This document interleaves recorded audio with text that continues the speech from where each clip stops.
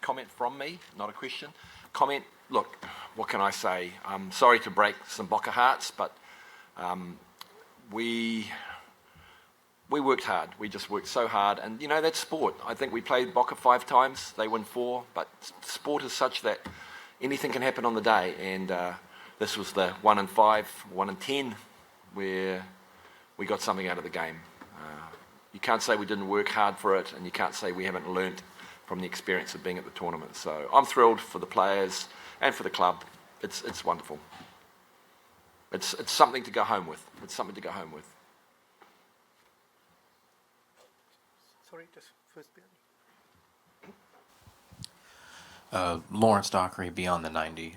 Coach, obviously the first 2 results were very tough for you guys, but then, as we all saw, you guys came out and get a fantastic result today. Do you feel that your team kind of grew into the tournament as it went along, as your performances started to get a little bit better each time?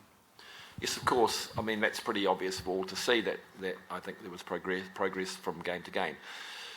That was the plan. We knew we were. Look, I think we had overall. I think we possibly had the hardest group. I mean, we have nothing but huge respect for us. It's an absolute thrill. Trust me, just to play teams like Bayern, Benfica, and Boca in a competitive environment where they wanted a result. They went for it.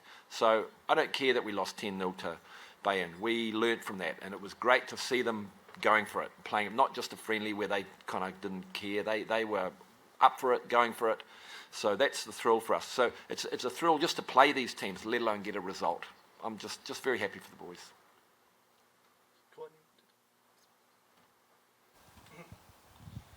How big is this result, following on from that, how big is this result for the reputation of Auckland City, New Zealand football and Oceania football? I think it's restored a little bit of pride, a little bit of reputation to us. Obviously, we're a tiny club with a huge heart, and I think that's evident for all to see there. We're a very small club with a huge heart, who have just embraced it and learnt from it, and we just never stop. The boys never stop. That's the character of our club. I think people here just don't have any idea how small a little club we are, and where we've come from. So it's just awesome.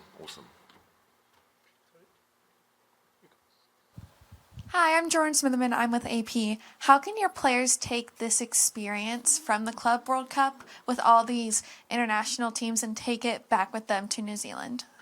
Look, I think I've said to the players during the tournament, some of you are getting to the end of your careers. This will be a great experience that you may take into coaching. Some of you are young and just on the way up, and we will probably get some players go on to sort of professional football. Hopefully some of these boys haven't done their reputations any harm. So some of them might go on to... everybody's got something to learn from it. It's just look, as I say, it's been a great tournament, fantastic tournament. So the organisation's amazing. I really need to thank everybody but as I say, the players will, of course, they will learn from it. And it's, as I just said before, the opportunity of just playing these teams is what's special. So yeah.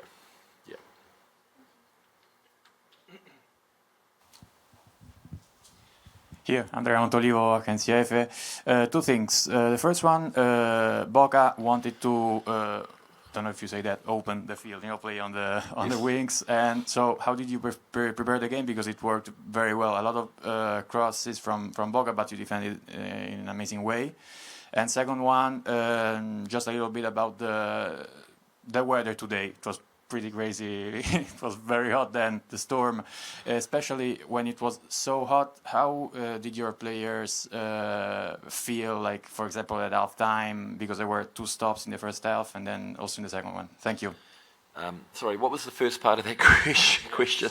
The first one was about tactics, the fact that Boca played a lot of crosses. Got it. Second one, it was very hot. The temperature, the heat. Look, we had a pretty simple game plan. Was to protect the goal scoring areas, frustrate the opposition.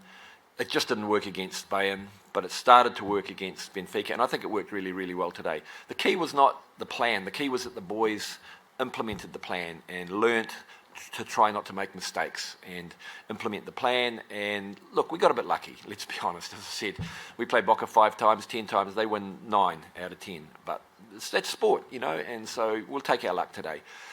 We've played in Solomon Islands just a few months ago. Solomon Islands are probably hotter than here. So, and we played a tournament there for 2.5 weeks, trained in this weather. So this is nothing that we haven't seen before. Yes, it's tough, and then having a lightning break. But it didn't work so much against us today as I think it worked against us the other day. It didn't work so much against us, and but it's not new to us to play in this sort of heat. As I say, we were in a tournament a few months ago, and probably hotter than this, more humid anyway. No more questions? One more? Okay, last question. Just to kind of piggyback on a question from a moment ago, this is obviously a New Zealand club playing on a very international stage, and then obviously the New Zealand national team has already qualified for next year's World Cup. What do you think that both of these appearances can do for the game in New Zealand? It's just an opportunity for players to play at a high level. All of these things are just the more we can get on this sort of stage, the better for development. Clearly, we just don't get these opportunities. So as I said, just to play these games in a competitive environment, not just a friendly, means so much to us, and must help. It just must. Thank Thank you very much, Thank you. everybody. Thank you. Okay, cheers, guys.